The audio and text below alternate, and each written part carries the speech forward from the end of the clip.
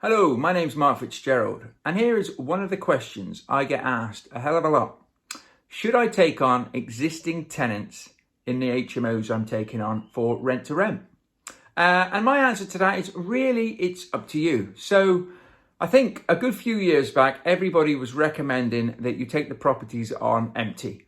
And I've always thought, that makes a lot of sense because you then know who's in the property and you know who you're dealing with. But I think more and more, and particularly with the times that we're in at the moment, it can be very difficult to get tenants out. And I also think, to a point, why, if they're good people, they're good tenants, why would you want to remove, paying clients from a deal that can make you money straight away? Now, don't be blinded by the fact that you've got people in there paying money and stuff, because you still need to do your due diligence on these people. So if a landlord has a fully tenanted property, cash flowing, and then is looking to do a rent-to-rent deal, alarm bells should be sounding.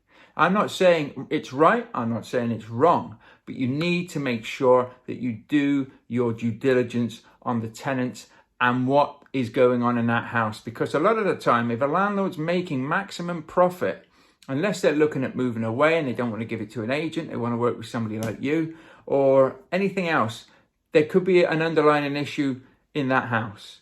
And maybe tenants aren't paying, maybe they're just problem tenants. So it's very rare to take on a property fully tenanted that hasn't got 1 ounce of a problem. But there's ways to go around this, and there's also evidence that you need to be looking for.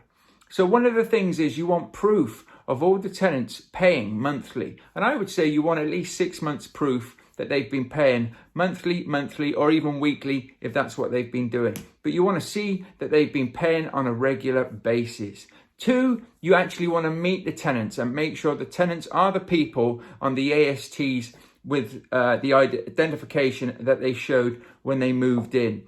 In some cases, you can actually find it so that tenants have moved in and maybe they disappeared and moved out and let their friend take the room on. So you just need to be careful of things like that. You need to make sure you meet the tenants. So I always used to try and get in there and just say, I want to meet you. It's just a welcome meeting, basically, for us to talk about any issues you've got, for us to basically tell you all about us, how to contact us if there's any issues, and obviously who you need to start paying your rent to. So it's a very good way of getting in there, speaking to people and making sure that everybody's on the same page. If for any reason the landlord won't give you sort of a record of rent payments, I would say, listen, I'll take the property on, but you need to remove these tenants. And I'm not going to remove them for you. I wouldn't take that on. If I put the tenant in, then yes, fair enough. But if I haven't put the tenant into that property, then it's the landlord or the letting agent, whoever's going out. It's their responsibility to make sure that those tenants are removed. And if I have to wait, I'll wait. It's not a problem. But you need to make sure that you're not guaranteeing yourself a headache. On the flip side to that is, what I've always tried to do is when I take on a property, if I'm not 100% sure about the tenants that are in the property or anything, then I won't guarantee the rent payment for that room or that tenant on that property until they've changed. So I will pay a guaranteed rent for the house, of course, because that's what we do. But if for any reason any one of those tenants stops paying, and obviously they don't know about this, only you and the landlord know about this. If they stop paying for any reason, then it's not my responsibility to pay a guaranteed rent on what potentially is a problem tenant until it's the tenants that I have put into the property. I hope that makes sense. So you can negotiate and you can sort things out in a lot of different manners. I've taken properties on empty and had to fill them, and I've taken properties on with tenants. Normally, I've had a couple of bad tenants that I have taken on, but when you go in there and you sort of lay out the grounds, you sort of let them know that they're going to be looked after, but you're not going to take any nonsense. A lot of the time, the bad tenants, they just leave. So I had one, he was having parties in his room. We sent him a note basically saying we don't tolerate anything like that. And within 2 days, he cleared out his room and just left. So obviously, he'd been quite happy to get away with the bad behaviour that he'd been doing beforehand with maybe the letting agents or whoever was in charge. But as soon as somebody came in and actually let them know we're not going to put up with this, they left. I'm not saying that's something you want to put yourself through, but it's just there. There's different options to do things. But I do think that maybe having a couple of tenants that maybe are nice people, and obviously as you speak to the tenants, you can say, what are the other tenants like? Do you get along? Is there any noise? There shouldn't be any major noise. There shouldn't be any major problems. If you have got a problem, you can discreetly let us know and we can monitor the situation. So there is probably a bit more work involved by taking on tenants, but I would also say, you want that proof. Definitely want that proof that they're paying. You maybe even want to see their reference checks. If they've got the reference checks and things, you certainly want copies of the ASTs and identifications to make sure they are the people they're supposed to be. And as you take the property on, you'll get a bit of a gauge of the sort of person they are, because obviously we'll have to inspect the rooms. We'll have to do a house inspection. We need to see all the rooms, en suites and everything, even if it's just to put our head in to make sure that everything is good enough for the tenants. But by doing that, you also want to be checking, is the room really scruffy? Are they really, really messy? Are they nice and clean? Do they look like a model tenant?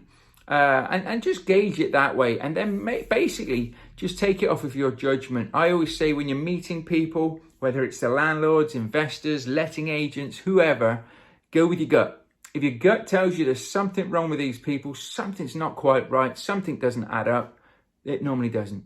I'm a big believer in that. When I've gone with my gut, I've always been all right. When I haven't gone with my gut, I've always regretted it. So I go with my gut now and make sure that, if I'm taking anything on, I'm taking it on for the right reasons, and I'm making sure that I've done all my due diligence and compliances on the people around me. So I hope that sort of helps you as to whether or not to take existing HMOs on with tenants. As I say, there's no right or wrong answer. Just have a little look and see how it feels. If you're not 100% sure, just talk to people about it and ask them what they do.